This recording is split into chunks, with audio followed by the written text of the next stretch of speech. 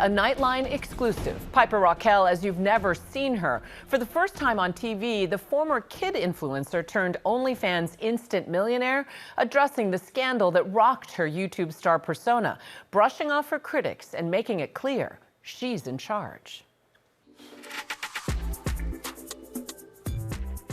I have it down to it only takes me 30 minutes top, hair and makeup. I felt like when I first dropped my OnlyFans, I was thinking a little bit too much like, oh my God, I need to have this kind of photo and this kind of photo. What is the most you've been offered for the least you've done? I'm gonna be honest, probably just like a foot pic. Like, it'll be like 3K just to see a foot. Piper Rockelle, for months, literally counted down to her OnlyFans debut. January 1st, the life is gonna change just a tad bit. It's gonna get a little bit of... Piper doing her own countdown clock is rewriting the narrative. She's the one counting down to her own coming of age. Hey, it is Piper Rockelle, and welcome to my vlog. Piper Rockelle was the biggest kid influencer of the 2010s. Her move from child star to a sex symbol OnlyFans model was a shocking success. Piper claims that she made $2.9 million in her first day. That is an astronomical amount of money even within the OnlyFans world. So why did Piper turn to OnlyFans?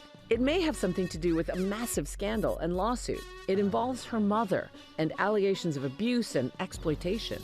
Until the lawsuit came out, Piper was really the golden girl of kid influencers. And so for these claims to come out against her mother and her mother's boyfriend really changed everything.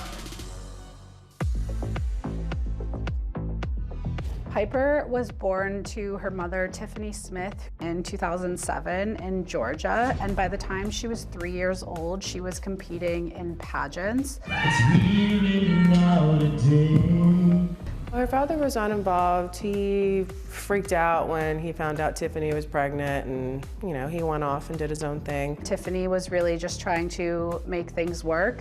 And it was pretty quickly that she saw that Piper had some kind of star power. Her mother started posting videos of her on YouTube, and by the time she was 8 years old, she was getting millions of views on YouTube videos. There was it a slime video, right? Well, like my first ever video? Your first big viral video. Hey guys, it's Piper Rockelle. Today we are going to be making fluffy slime. Slime was like having a moment. And so when Piper started making content like that, she was able to suddenly start racking up views and followers really quickly. Hey guys, welcome to my night routine. Anywhere we went, people would approach her. Can I take a picture with you? Can I touch you? Around 2017, Piper began this band of other child influencers to join her. So it was called Piper Rockelle and the Squad, or the Squad for short. I'm not doing this alone. I'm inviting my whole entire squad over today. Come in, girls.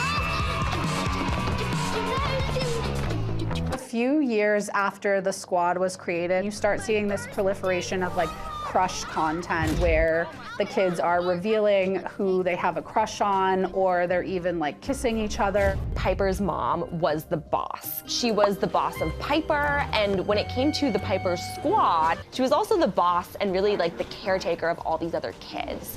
You're going to be getting kissed.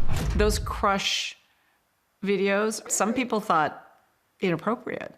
Sure, you know, people can think that for sure. I was cool with everything. I think that we just made a lot of amazing content, and I would never change the way that I went about like the whole YouTube thing, because I think it was just one of the greatest things that ever happened to me. In 2021, you saw the Squad really changing. So lots of members were leaving, and there was kind of this mystery around like, why would anyone leave the Squad? You saw this divide emerge where a lot of parents and kids who had previously been a part of the Piper Squad were like, hold on a second. I'm now seeing how inappropriate and inequitable some of this behavior was. In 2022, 11 former members of the Squad filed a lawsuit against her mom and her mom's boyfriend, Hunter Hill, and Piper Rockelle Incorporated. And they alleged emotional, verbal, physical, and at times sexual abuse. They sought $22 million in damages, and the claims in the lawsuit are incredibly harrowing. When I was like 14 through 16, even 17, you know, that whole entire span of my life was just complete, like the lowest ever.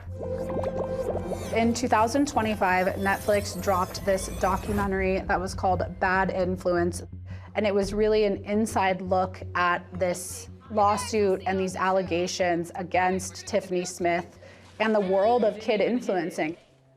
Did you watch the Netflix series? No. That's interesting, because there are, you know, the lawsuit had serious allegations in it. Absolutely. All of these allegations that were lodged, mostly against your mom, are you saying they're untrue? No, I'm never gonna discredit anybody. I'm just gonna say I have never witnessed anything, and I have never went through that. And I was always with my mom. And I love my mom, and I'm never gonna speak for them. And I wish that they could have been kind enough to never speak for me. And yet, there's no estrangement between you and your mom. You guys are living together. You know, I think a lot of people think that this whole entire thing would definitely bring us farther apart, but this whole entire thing has just made me closer to her, so.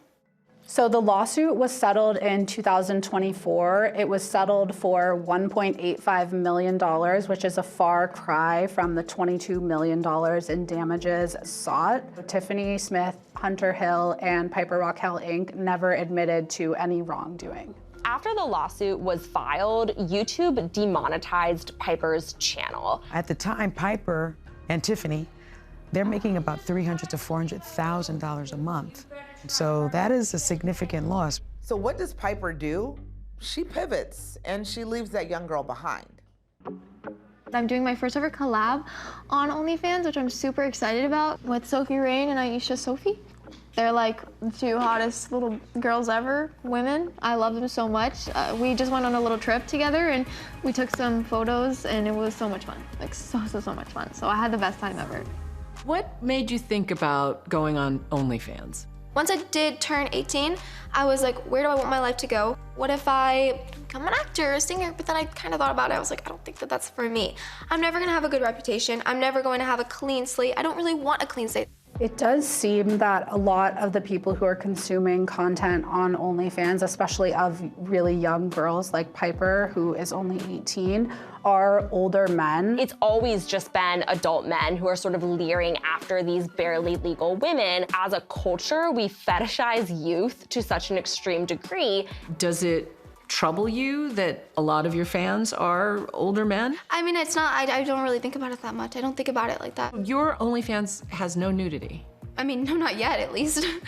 I'm not shutting that door because I'm very comfortable with who I am, but nothing yet. I just started. It's literally only been a month. I love to show my body, and I show my body on Instagram. If I show that much on Instagram, I'm obviously doing more on OnlyFans. But you do personalized services, like chatting with people. Of course. It's successful people, it's lonely people. I don't care who they are, but I care for them as an individual, and I want to make them more happy. If that's what they want. If they want me to be mean to them, sure. I don't care. Like. Part of the business model with OnlyFans is that these models are able to message their subscribers directly, and that is really a big part of where the money comes from. So the messaging that she sends to her subscribers is racy. They're very sexual, they're very teasing in nature. What did your grandma say when you told her you're going on OnlyFans? In honor of me just dropping my link, I'm gonna show my grandma the first set I posted. Scared? I'm scared. Your whole it's hanging out. My family's the most supportive thing ever. I do make her a character, but like, I'm literally making her like a money-hungry grandma for for the entertainment. It's the funniest thing ever. I heard you bought your grandma a car, too. Yes, I did. Mimi, what are we doing today? Going to get a car with my granddaughter's butt money. Spending this amount of money does hurt me, but I'll just make it back in an hour. Okay. She paid my house off, number one. And this was before she started OF. She brought me a Bronco, and she said that she doesn't want me working anymore. I'm not gonna fight with her. We've talked about all that you've lost. If all of that hadn't happened, do you think you would be doing OnlyFans? I really don't know. I mean, truthfully, there's a lot of times where in that whole midst of things where I wanted to give up. So, you know, it wasn't like, oh, I gotta make money or nothing. You know, I'm totally cool with also having nothing, no one. I don't think that I've continued to be doing YouTube. Even if I had my YouTube right now, I think that I probably would have grown out of it.